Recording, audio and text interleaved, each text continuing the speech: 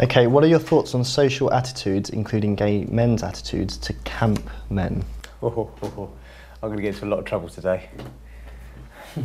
Well, no, they don't wind me up, not at all. I've got lots of camp friends and stuff, but I think for me, as somebody that typically would find camp and fairy-like personas quite irritating, I can tell you that I know now from experience that once I've actually met and had the time to stop being quite so shallow and chat to someone, is that actually they don't bother me at all.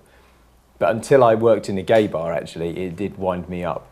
Good a and lot, proper, a lot of the time as a gay it's man. that when you first come out, I know you came out quite young, didn't you? But I know when I came out, it was kind of I was 16, went to college, got myself, you know, the vests and the sleeveless body warmer and stuff like that. And I wouldn't say I was, you know, kind of screaming queen, but it was almost like, okay, I'd found this identity. So I have to be a queen now? Yeah, absolutely, because that, and we're talking about trajectory, that was like, oh, this is part of my trajectory. Whereas it kind of annoys me, actually, that people think gay equals camp.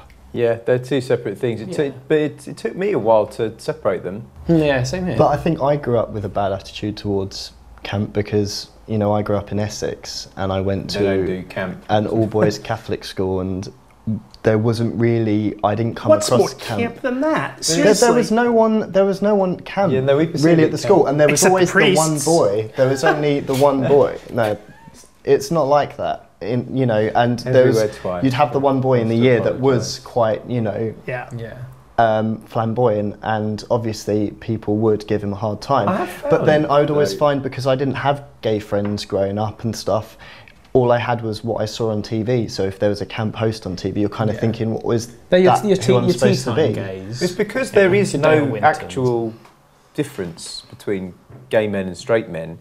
It's almost like the whole camp thing came about because that was how you would identify.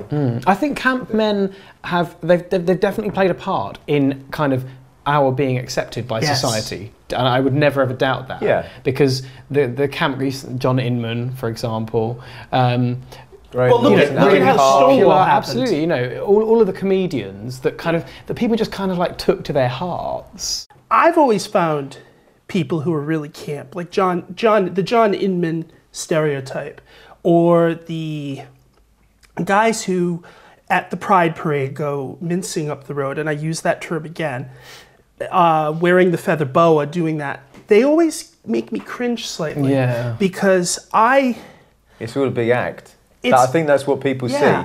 The reason it irritates me is because it's all kind of, I would assume it's put on to draw attention. But I also know that people tend to think gay equals that. Yeah. I used to work with a girl who actually didn't know how to talk to me because I wasn't camp.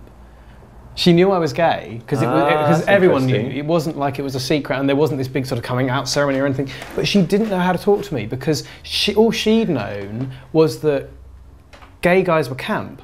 Are you giggling because you're disagreeing with him not being camp? No, I'm laughing because... And gay guys were bitches, and you know, and there was always some cutting remark, and I just kind of like, you know, just bounced off me, and she didn't know how to talk to me at all.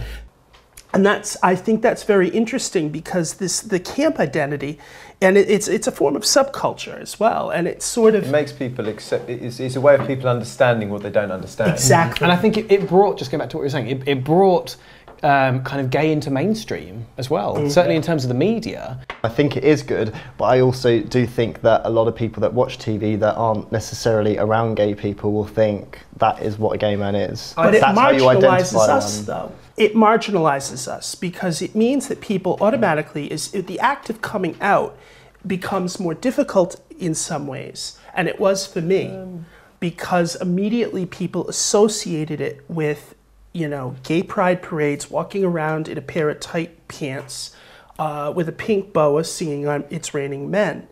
That type of hyper camp idea. Well, it's like over Pride, you know, that your friend who's straight... Hyper camp, yeah.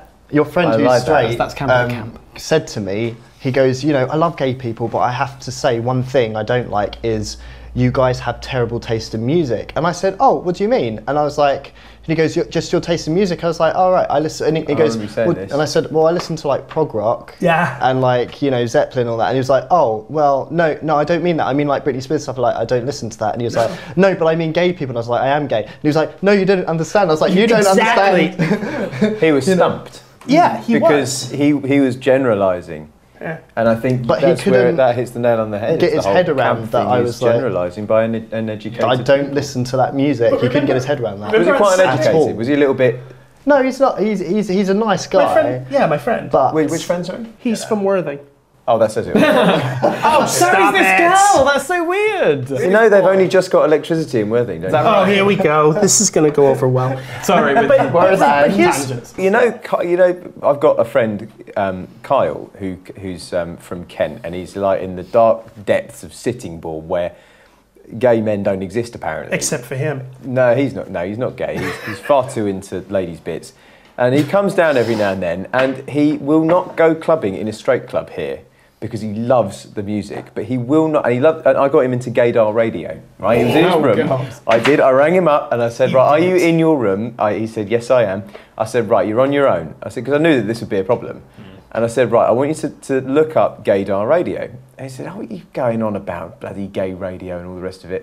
And I said, just put it on because you'll love the music. And I put the phone down. Anyway, he texted me back and said, yeah, it's really good, isn't it? I'd play it in the car if they didn't keep on going on about being Gaydar Radio, because I don't want to be perceived as a bit camp and a bit gay and all the rest of it. That's really sad. I've got some straight friends, like my best friend, he's straight, he's got a girlfriend, but he dresses a bit camp as bloody Christmas. Yeah, he is camp, and it's part of his humour though. So yeah, it switches on, and it switches off. Noel Fielding. He's very much like Noel Fielding. Really camp. David Williams. Yeah, really camp.